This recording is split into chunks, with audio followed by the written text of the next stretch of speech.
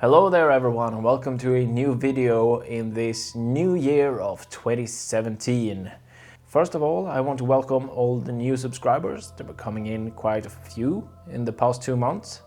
Welcome everyone. In this video I want to go through my 10 best pictures of the past year. So the 10 best pictures of 2016 that I've captured. These are coming chronologically, so the ones that I captured earliest in the last year comes first, and the ones that I captured latest, like December, comes last. So just so that you know. Anyway, let's jump straight into it with the first picture here. Well, this picture was captured quite early actually. It was captured in the middle of January last year, so almost a year ago now. And well, considering that it's almost a year old, I must say I'm really satisfied with it. I still think that it has quite a lot of interest, and the thing that I think I managed to capture really well in this image is actually the depth of the scene and, well, just a basic balance between the sunset in the background and everything and the foreground, and just, well, with the middle ground just leading around. The foreground is quite subtle and it has, well, it's not a leading line, but the rock on, well, the furthest point to the left almost is actually pointing towards the sun, so it's kind of showing you interest and in a way pointing in the direction where you should look next. In a sense, I think this is like a perfect winter picture, because it's beautiful, it's cold, and you can see the people flying away in the plane, obviously, as they quite often tend to do. So anyway, starting off the year with a picture like this was really good. So let's move on to the next one. Okay, the second picture here is taken quite a bit later. It's taken in March. So this picture has a lot in common with the first one, I think. It has a lot of depth in the foreground as well. I think I managed to do a really good job on the editing there. It has a little bit of a leading line with the log lying there and leading you into the rock formations, which leads you into, well, continuously leading you into the water and over to the little island that you can see in the background. And then, well, then you're in the background, you can see the streaking clouds, and the water is just so smooth. It was really, it's not the first good long exposure that I took, but it's well, it's the first that got to be one of my favorites. I have one that I took earlier, but the sunrise didn't really work in that picture. Anyway, I think the whole composition just brings the whole picture together really well. I think it's quite a strong picture. I really like it. So moving on. So this, the third picture here. Ooh, this one is a tough one. No, it isn't. Actually, those clouds were really just amazing. Those clouds were really something else. So I was sitting in the living room and I just looked out the window and I saw something kind of happening in the sky. It was looking kind of cool, so I just took all my gear, I jumped in the car and I drove to a lake. And well, at first I couldn't even get out of the car because it was raining so much, but eventually the rain kind of died down a little bit, and I managed to get out with my gear. And well, after standing there for maybe 10 minutes or something, the sky just opened up and it was amazing. I haven't seen clouds like that since, and maybe I never will, but yeah. Anyway, the picture is not just clouds. I think that I managed to use the rocks lying in the water in a good way. They're kind of triangular shaped, leading you into the background of the well, I wouldn't call them mountains really, but rather, well, the hills. Let's just say hills in the background and those amazing clouds. Really, truly amazing. I really love this picture, and I think it really works well together. Most of these stories that I tell you about these pictures, you can watch them for yourself, because most of these pictures are taken while I'm filming one of the vlog episodes. So check those out if you missed any of these pictures being captured. Anyway, moving on to the next one. This one, the fourth here. It's another long exposure, and it's another long exposure that I'm really quite pleased with, actually. I did quite a few long exposure during the spring. Well, I was experimenting, and I think it works really well. I really like the look that it gives. It's a little bit of a surreal look. It's really calm, and I think that I give kind of a sense of freedom, because you can really, in a way, you've tamed nature with this. You took something that is really a wind that is really strong, can be quite destructive and everything, and you turn it into something that is truly calm and beautiful. So in a sense, you tame nature with long exposures. Might be a bit over analytic, but anyway, this picture is, in a sense, it's kind of looks like the last picture, in that the foreground is not it's a little bit triangular shaped, but not in the same at the same magnitude that the last picture was. And the sky, well, it isn't overly dramatic, but I think that the small little tint of light there, and well, the fact that the lines are all leading into the middle, drawing the view into, well, the town that's uplit in the background there.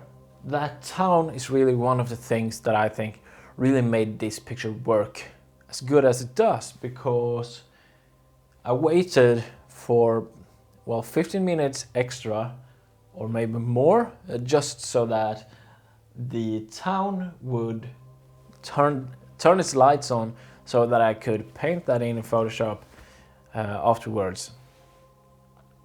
And well, I think that worked out pretty well. I really like this picture, and I always get a calming sensation when I look at it. So yeah, this one's great. Number 5 here. Last 3 pictures are actually taken during the month of April, and I think this is at the ending of April. Anyway, this picture I think can speak for itself quite a lot. It also has a strong foreground, a little bit triangular shaped, but the light in the foreground here is actually what I think creates the strongest leading line, just from the corner of the picture, kind of curving through out into the water, pointing straight at the sun. And it's an amazing sunset as well. So I think that all in all, this picture can really speak for itself. The only thing that I really want to notice is that I might have gone a little bit overboard with the editing on this one. Might have dodged the darker parts of the rock a little bit too hard. So leave a comment perhaps if you think that is true. Anyway, I think this picture, as I said, can speak for itself. So we're moving on to the next one. This one. This one I really like, but I had mixed reactions from others on this one. It's taken in the beginning of June. It was kind of a hectic rush trying to get this picture. I was really far away. You can see the episode, I'll link it up. But what I really like about this picture is actually the foreground. The thing that I think that most people don't like about this picture, I guess, is the fact that, well, it isn't really leading you anywhere specifically, but at the same time, what I like about it is how layered it is. So we have this foreground that almost looks metallic from the reflected light in the sky, the blue color coming into there, and I think the foreground looks really cool. Then what I might not like so much, and what I perhaps could actually change in Photoshop, is actually that there is a little bit too much water between the foreground and the sky in the background. So one could cut out a little bit of that perhaps, and that would make the image a little bit stronger. But overall, I like the layered effect of the image and the colors. I love the colors. And I think that is actually what I like most about this picture, is the colors. So anyway, moving on to the next one. Now we've moved all the way to September. This, if you recall, is Älgafallet, or Elk Falls, Moose Falls, whatever you want to call it in English. I like this picture a lot. It's really dynamic, and this is really a good example of what the wide angle gives as compared to a telephoto lens. When you're able to get this close to the waterfall, it really creates a lot of depth and interest to something that otherwise could look quite flat, actually. I like the dynamic of this picture. It really, the water just leads you up and down through the picture, and as you can see, I haven't included much of the sky because the sky was, well, just blue, as you can see. But it didn't really matter because the waterfall was the main interest and the only interest. Yeah, I think this picture can really speak for itself. So, moving on to the next one. This one, I'm not sure if you've seen this one. I don't actually remember if this was from a episode or not. Anyway, this is from autumn, obviously, and the thing that I like about this picture, as with many of my pictures from the past year, is the foreground, the triangular shaped foreground, which I can say now in hindsight has become sort of a go-to for me with foregrounds. Well, it's obviously because it's a good leading line into the background and the sky. But the thing about this picture is also, it's not just a triangular shape. You also have in the middle here a root. Is it called a root? God, I can't remember what it's called. Anyway, moving on. So you can see that is also leading you in, as well as the lines and the rock. So everything in the foreground is actually pointing straight into the picture, and then the long exposure is kind of bending a little bit in the sky, which I think looks beautiful in most pictures. And then it's nice colors in the background. I really like the whole dynamic feel of this picture, actually. And I like the colors as well. I like the blue working in symmetry with the yellows and the greens. The only thing I might be considering of this picture, as well as one of the earlier, is if I over-edited it a little bit. It's just, it has so much dynamic contrast and micro contrast that perhaps it's a little bit too much. It's absolutely on the line between being too much and just barely not too much. I'm not sure really if I'm going over the line or not with this one, so I might actually be doing it. Leave a comment what you think about that, perhaps. But I really like the picture overall anyway. So, moving on. This picture. Now we're in November. November, so all the color is gone from the trees and everywhere. I actually enjoyed this picture more than I thought I would when I captured it, and well, when I started editing it. I really think it came together quite well. Even though the tree is kind of pointing in the wrong direction, but the colors are kind of nice, and I think the whole image comes together quite well. I might say that this picture is the weakest of these 10, so judge me on that if you will. But I still kind of like it, and I'm considering putting it into my portfolio actually. There are a few issues with it though, which can't really be seen when you see the picture in a smaller size, but if you zoom into 100% you can see some of the issues with it with my editing, so I might have to actually re-edit the whole picture, which is kind of a nightmare trying to match everything a second time. But anyway, I kind of like it. Yeah. Let's move on to the next one. And is it the last one? Yes, it's the last one. And this, I think, actually is my favorite picture of the year, and it was taken in December, so that's kind of interesting. And well, what do I need to say about this picture? It's dynamic, it has a good leading line, a good foreground, and an amazing sunset. I think this is an amazing picture. The only thing I might not actually like about it is the aspect ratio, considering that it's a portrait style. I would have liked to have something like a 4:3 aspect ratio, or a what is it? Well, something that isn't quite as tall actually. But the scene actually demanded that I capture it this way.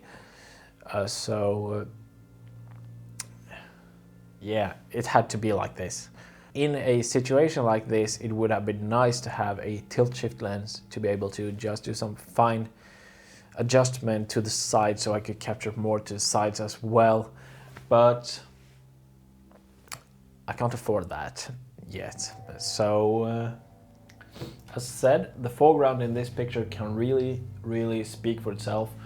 You can see it almost starts in the bottom left corner, and we have a line just pushing you ever so slightly with a lighter part in the rock there, and then well, there are quite a few lines leading you straight up into not exactly where the sun sets, but into those lovely clouds which kind of points towards the sun. And well, I can just look at this picture for hours and not get tired, at least yet. It's only been a month since I captured it, but still, I still love it. We'll see if I love it within a year. It might change. Often some pictures that I really love, when I take them and a few, well, months or at least weeks after that, and then suddenly I don't really like the picture anymore. So I guess when the sensation of capturing an image has receded, you can kind of get tired of that picture and realize that, well, that picture maybe wasn't as good as I first thought. But I don't think that's going to happen to this picture. And certainly the pictures that I've shown you before this one were taken so long ago that that sensation of capturing the image has receded. So I'm sure that those pictures are good. So that's it for me this time. Thank you all for watching, and I'll see you all next time. Goodbye.